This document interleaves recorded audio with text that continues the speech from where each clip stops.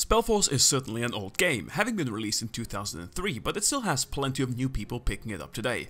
As such, I thought it would be a good idea to make a video giving you 5 tips, some more well known, some a bit obscure, that will hopefully make your playing experience better.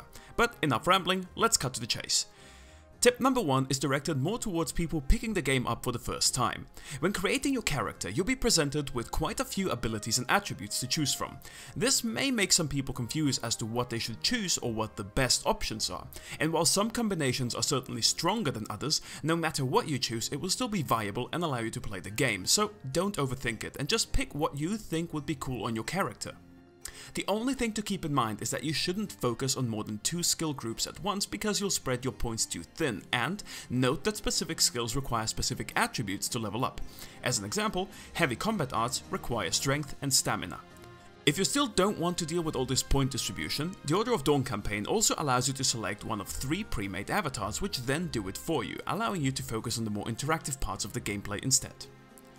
Tips number 2 and 3 are connected to the movement of your units. Firstly, you are very much able to use attack move in this game, which can be a really good thing in situations where it seems like your units don't want to attack or move to their target, causing you a good deal of frustration. You do it by selecting your units, after which you hold down the control key and right click on where you want them to move.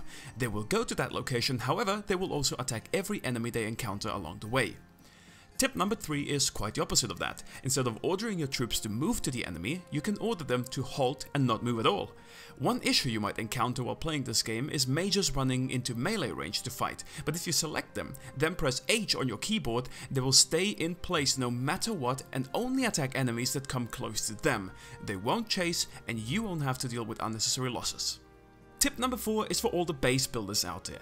Buildings don't always fit in the spots you want them to. Luckily, you can rotate them by holding Control and using your mouse wheel, allowing you to position your buildings more neatly. And the final tip for this video is about regeneration. While your avatar and heroes regenerate their health and mana on their own, your units do not. You first need to meet 2 conditions. Firstly, you need to build a food store building, and you actually need a bit of food to start the process. Once those are in place, you will notice that the wounded individuals of your army have started to regenerate as well. Those were all the tips for this video, but I definitely intend to make a follow-up at some point.